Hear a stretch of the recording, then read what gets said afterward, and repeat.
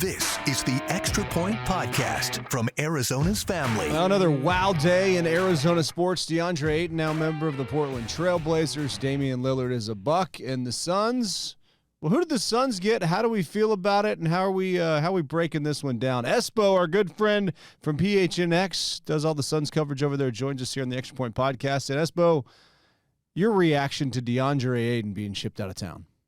Well, it ruined a day off for me, but no.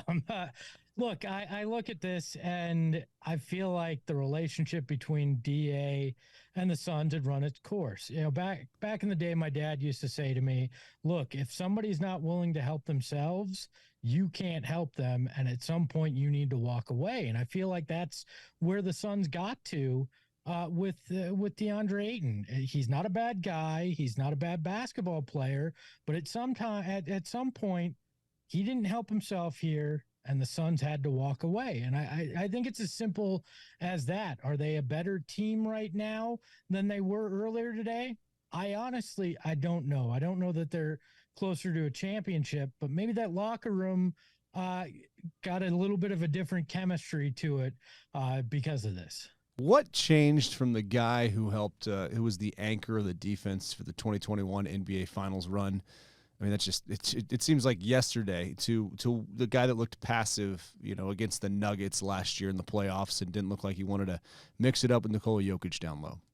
I think you could do a whole sports psychology class on that. I don't know, because we saw him get very close to reaching his full potential in the 2021 finals and that whole playoff run. And then you just kind of slowly saw it slip away. And it felt like at times it was confidence and at times it was disinterest. And as somebody that rooted for this guy and actually, you know, was very much on his side for a lot of this, it was disappointing to see that. And I feel like the Suns had to just feel like that at this point, that maybe a change of scenery for him and a change for them was the best. Because honestly, from a mental perspective, as much, it's stuff that this guy took from fans, from us in the media as well, all the questions about him, the relationship with Monty, which sounded like it was fractured at best. That's got to weigh on a guy. And at some point, just a change is best for him. And I'm hoping that's the case, because I really want to see this guy succeed in Portland, just not the 4 games that they play the Suns. Right, on Arizona's Family Sports, which we're excited about. I still will not forget last year after Media Day at training camp when Deandre Ayton said, I haven't talked to the man, I haven't talked to Monty Williams. And, of course, there was reports by Mr. Orange and corroborated by a couple other people of a dust-up on the bench during the Dallas meltdown in 2022 in the Western Conference semifinals. How will we look back on Deandre Ayton's time here in Phoenix? Is he a bust?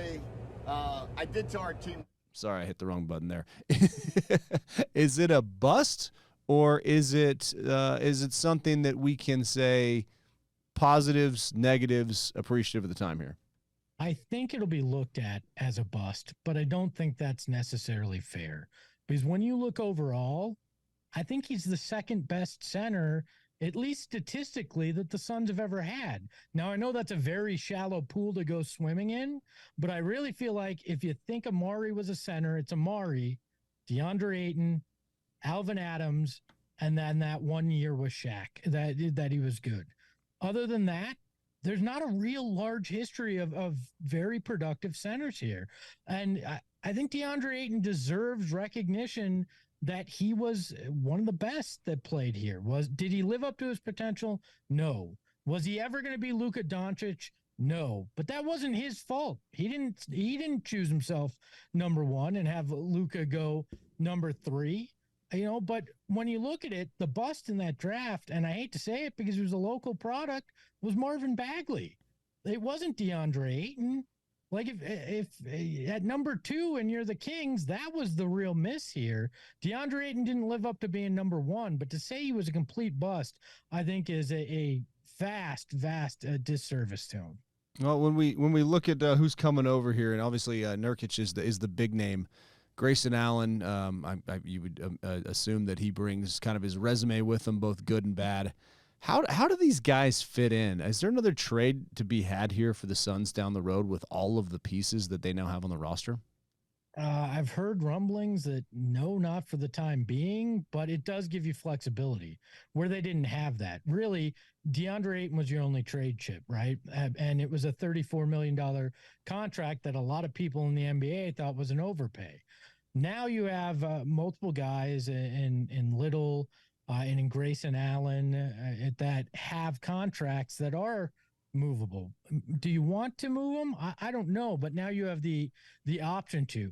Yusuf Nurkic is a step down from Deandre Ayton, but it's not a huge step down, and he's not going to demand the ball offensively, which when you looked at it, Deandre Ayton obviously wanted touches offensively, and he was going to be the fourth option out of four here. So Yusuf Nurkic isn't a kind of guy that you have to feed, sets incredible picks, is a guy that when he's motivated plays very well if he's not injured. A lot of ifs there, but I think they can find a very productive big man in Yusuf Nurkic if things click. The other guys, Grayson Allen, I'm excited for. I'm in the minority here, and I know it, but I'm embracing the fact that, the Suns are embracing the hate. They're all right with being the bad guys. They're all right with having NBA people kind of look at him with the side eye. And Grayson Allen plays right into that. Put that black cowboy hat on. Let's be the outlaws. And I think Grayson Allen will certainly do that. He's the kind of guy you like when he's on your team, and when he's an opponent, you hate. And sometimes you need those kind of guys to get under your opponent's skin. So I like that. Plus, the guy is dead eye from 3-point range, which is something you struggled at mightily last year. The one thing you can't argue anymore is that this team doesn't have depth. They have plenty of depth. The question is, did the starting lineup take too big of a hit with the move you made here? Are the Suns still a championship team in your opinion? 100%. The reason they're a championship team is simple. Kevin Durant, Devin Booker, Bradley Beal. It was never Deandre Ayton why they were a championship contender, and Frank Vogel's defensive system is a big part of it.